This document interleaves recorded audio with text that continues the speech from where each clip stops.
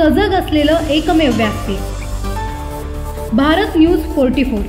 बातमी तीही बिंदास।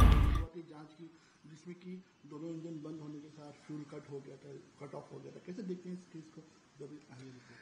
इसमें टेक्नीशियन जो है वे लोग इस पर अधिक प्रकाश डाल पाएंगे। नेताओं ने इस पर टिप्पणी करना ठीक नहीं होगा। जो घटा हादसा वो बहुत दुर्भाग्यपूर्ण है और जिस प्रकार से आदरणीय प्रधानमंत्री जी ने स्वयं वहां आकर पूरा जायजा लिया और बहुत गंभीरता से इस हादसे को लिया है ताकि भविष्य में इस प्रकार के हादसे न हो। खैर, ये प्राथमिक जानकारी सामने आ रही है, पर जब अंतिम जानकारी आएगी तब पता चलेगा कि क्या कारण रहा होगा। पर जो भी कारण रहा होगा, जिनकी जानें चली गई है वो तो लौट करके नहीं आएगी और पूरे परिवारों के साथ सारा देश पूरी ताकत के साथ खड़ा है, खड़ा रहेगा और सरकार की प्राथमिकता रहेगी कि आने वाले भविष्य में इस प्रकार का हादसा न हो। बात करें जिस तरीके संजय राउत ने कल एक वीडियो ट्वीट किया जिसमें संजय सिंह दो मंत्री उनके बैग कैश के साथ बैग दिखाया गया, कैसे देख रहे हैं सब पूरे? बघा, उबाटाचे नेते श्रीमान संजय राऊत यांना कुणी गंभीरतेने घेण्याची आवश्यकता नाही, कारण सकाळ दुपार संध्याकाळ त्यांना बोलत राहण्याची एक सवय आहे। राहिला प्रश्न की सध्याचा सोशल मीडियाचा जमाना हा डीप फेकचा अतिशय गंभीर जमाना आहे। त्याच्यामध्ये आपण पाहिलं असेल मोठमोठे उद्योगपती आहेत, मोठमोठे केंद्रीय नेते आहेत, त्यांचे देखील हुबेहूब व्हिडिओ बनवणं आणि ते बोलतायत असं दाखवणं हे आपण इंस्टाग्रामवर फेसबुकवर पाहतोय। तर त्याच्यामुळे याच्यावर अधिक प्रकाश स्वतः सन्माननीय मंत्री महोदय संजय शिरसाट साहेब टाकू शकतील। पण त्यांनी देखील मान्य केलंय की प्रवासातून आलेली बॅग आहे। आता ते वर पैशाचं चित्र दाखवलं ते डीप फेक आहे काय आहे हे स्वतः सन्माननीय मंत्री महोदय सांगू शकतील। पण सध्या काहीही डीप फेकच्या नावावर बाजारामध्ये आणलं जाऊ शकतं आणि एक चांगलं काम करणाऱ्या मंत्र्याला बदनाम केलं जाऊ शकतं हे आपल्याला नाकारता येणार नाही। कारण संजय राऊतांना शिरसाट साहेबांचा राग असणं स्वाभाविक आहे, कारण त्यांनी स्पष्टपणे मातोश्रीवर काय चालायचं, कशा पद्धतीने वर्षाचे बंगले बंद होते, बंगल्याचे दरवाजे बंद होते। त्यामुळे सगळ्यात पहिल्यांदा अतिशय परखडपणे उद्धव ठाकरे आणि मातोश्रीवर टीका करणारे सन्माननीय मंत्री महोदय संजय शिरसाट आहेत। त्याच्यामुळे त्यांचं पहिलं टार्गेट हे ते स्वतःच असणारे शिरसाट साहेब। तर त्याच्यामुळे डीप फेकमध्ये काहीही होऊ शकतं, लोकांना पण माहिती आहे, सगळ्यांना माहिती आहे। पण अधिक प्रकाश यावर स्वतः माननीय मंत्री महोदय टाकू शकतील। देखिए, जिस प्रकार का वीडियो उबाटा के नेताओं ने सामने लाया है, अब इस पर अधिक विस्तार से जानकारी स्वयं मंत्री संजय शिरसाट जी दे पाएंगे। पर इस बात को नकार नहीं सकते कि आजकल डीप फेक वीडियोस का जमाना है। डीप फेक फोटोज बनते हैं जिस पर कुछ भी एडिट करके दिखाया जा सकता है। और संजय शिरसाट जी जो मंत्री है उनको टारगेट बनाना इसलिए उबाटा की आवश्यकता है क्योंकि सबसे अधिक मजबूती से उन्होंने उन पर आरोप प्रत्यारोप टीका टिप्पणी की थी। तो शायद वो पुराना हिसाब चुकता करने का राउत और कंपनी का कुछ उनकी योजना होगी। पर स्वयं संजय शिरसाट जी ही इस पर अधिक टिप्पणी कर पाएंगे। पर डीप फेक वीडियो और डीप फेक फोटोज आज की दुनिया में नकारे नहीं जा सकते। छत्रपति शिवाजी महाराज जो हमारे आराध्य हैं, उनका नाम लेकर वोट मांगने वाले उद्धव ठाकरे को ये कभी वो कर नहीं पाए। वह हमारे आदरणीय महाराष्ट्र के मुख्यमंत्री देवेंद्र फडणवीस जी ने हमारे शीर्षस्थ नेता आदरणीय प्रधानमंत्री नरेंद्र मोदी जी के सहयोग से करके दिखाया।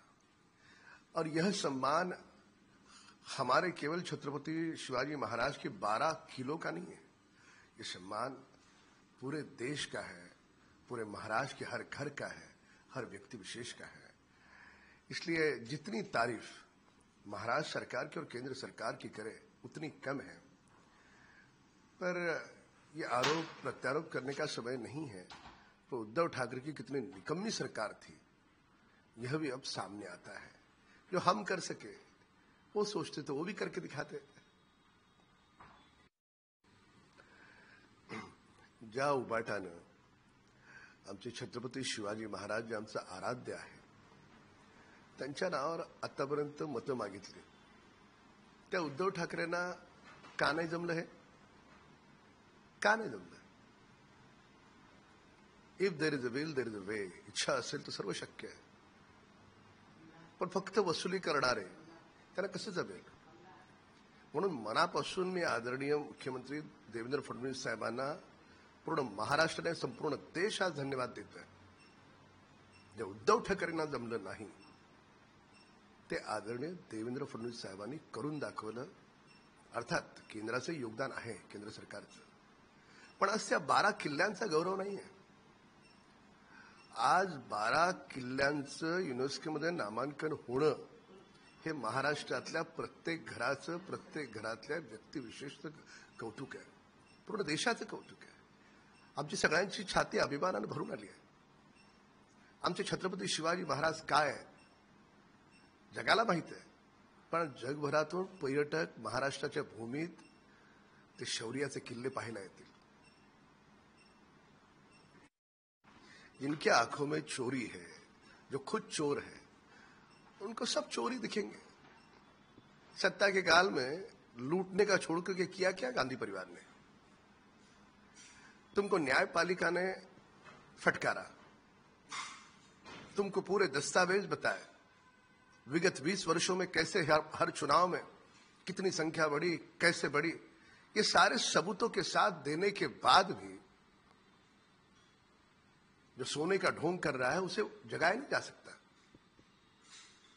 क्या बिहार में हारने वाले हैं, हारने के बाद लोगों के सामने क्या कहें, क्या उसका बेस बना रहे हो आप? राहुल गांधी हो, खरगे हो, महाराष्ट्र के उनके प्रांत के नेता हो, क्या कर रहे हैं? ये केवल इस प्रकार की बयानबाजी कर रहे हैं कि भविष्य में बिहार में हार उनकी सुनिश्चित है. हारने के बाद लोगों के सामने क्या दलील रखे, वह दलील वो रख रहे हैं. ज्याच्या डोळ्यात आणि हृदयात चोरी आहे त्या चोराला सगळं चोरांसारखं दिसणार आहे.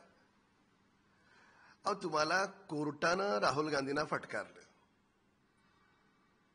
तुम्हाला आदरणीय देवेंद्र फडणवीस साहेबांनी कागदासहित मागच्या 20 वर्षाच्या निवडणुकांमध्ये काय झालं, किती आकडे वाढले, हे तुम्हाला 20 वर्षात सगळं दाखवून दिलं, तरी तुम्हाला कळत नाही. म्हणजे ज्यानं झोपेचं ढोंग घेतलंय त्याला कधीच जाग करता येत नाही. खरी गंमत अशी आहे की बिहारच्या निवडणुकीमध्ये यांचा पराभव निश्चित आहे आणि मग उद्या हारल्याच्या नंतर बोलायचं काय, तर त्याचं ग्राउंड राहुल गांधी, खरगे, नाना पटोले ही कंपनी करते, बाकी काय नाही.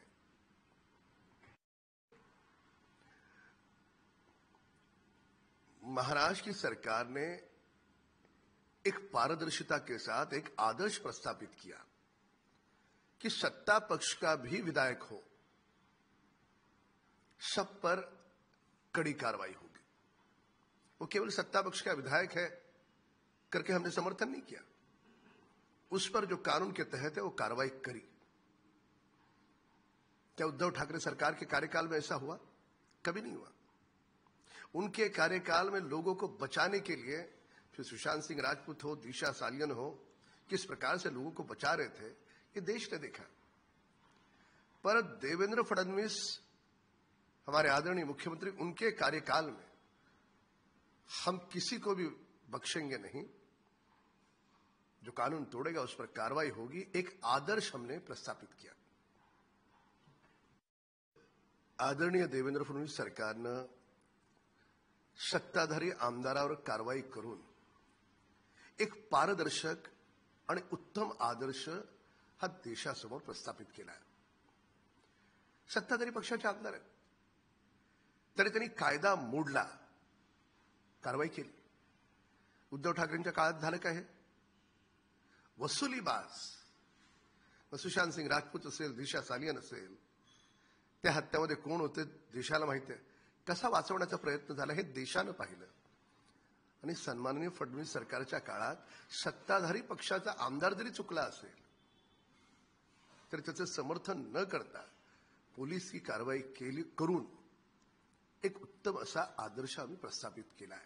ही गोष्ट वेगळी की त्या जेवणाची क्वालिटी, त्यामुळे सामान्य लोकांना होणारा त्रास, ह्या गोष्टी कधीच नाकारता येणार नाहीत. पण कायदा सगळ्यांना सारखा आहे याचं एक उत्तम उदाहरण आम्ही प्रस्थापित केलं. अशाच नवनवीन अपडेटसाठी बघत रहा भारत न्यूज 44. सत्याचा प्रकाश, बातम्यांचा विश्वास.